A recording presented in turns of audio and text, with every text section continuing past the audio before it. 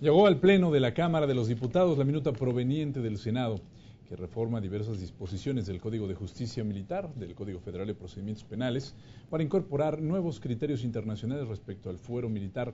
El diputado José Ignacio Duarte fundamentó el dictamen argumentando que esta reforma busca armonizar el sistema de justicia militar en el marco de los derechos humanos.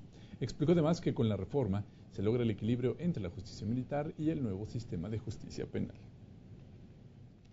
Se logra un equilibrio entre las restricciones del fuero de guerra en términos del artículo 13 constitucional, prohibiendo de forma expresa que los tribunales militares conozcan de asuntos en los que estén implicados un civil, y la disposición militar como el bien jurídico aglutinador de los valores militares. Detalló que esta reforma permite que los hechos delictuosos cometidos por menores de 18 años de edad en servicio militar serán remitidos al sistema de justicia para adolescentes. Finalmente, reiteró que el proyecto amplía el espectro normativo y de derechos humanos del sistema de justicia militar. Son numerosas y acertadas las reformas contempladas por el decreto puesto a su consideración, modernizando el sistema de justicia militar y ampliando el espectro normativo del respecto a los derechos humanos.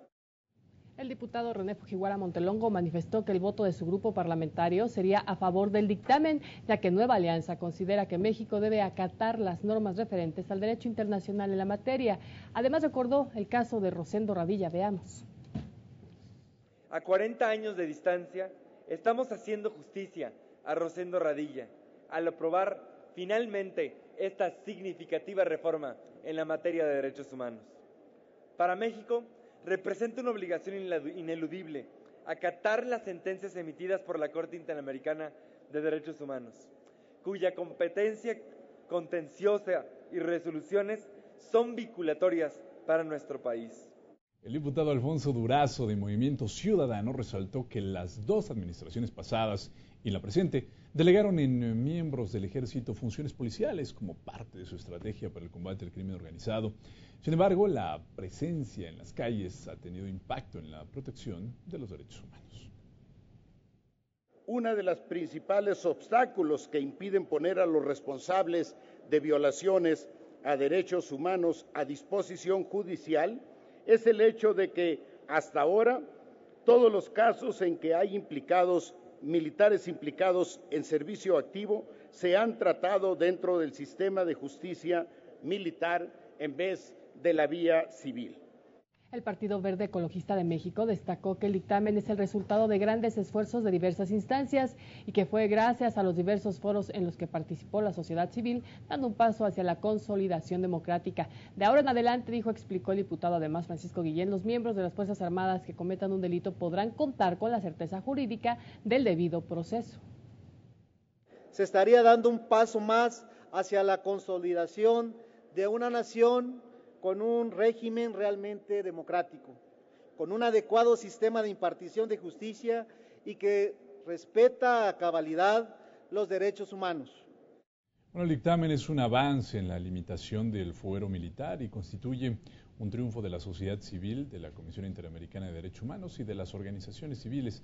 Esto lo señaló el Partido de la Revolución Democrática, destacando que la garantía de un sistema militar apegado al respeto de los derechos humanos es una deuda del Estado mexicano para proteger a las víctimas en la materia. Bueno, finalmente expresó su reconocimiento a los integrantes de las Fuerzas Armadas.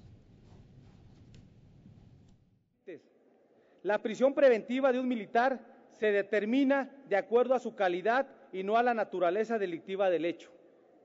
Así también resulta indispensable garantizar el derecho al acceso a la justicia para todas y todos los militares, impidiendo que sean objeto de violaciones a los derechos humanos.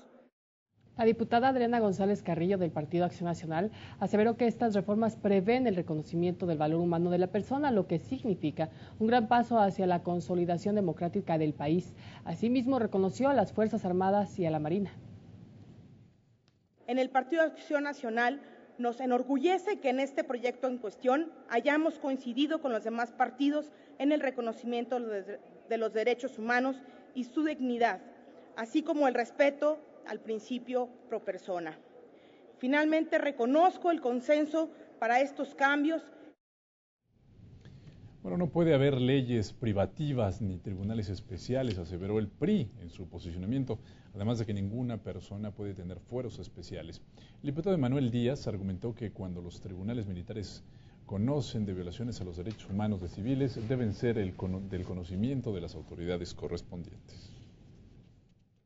El dictamen que nos ocupa resulta de la mayor envergadura, toda vez que adecúa y perfecciona el marco jurídico, dotándolo de congruencia para alinearlo a lo dispuesto por la ley fundamental y los instrumentos signados y ratificados por México en la materia.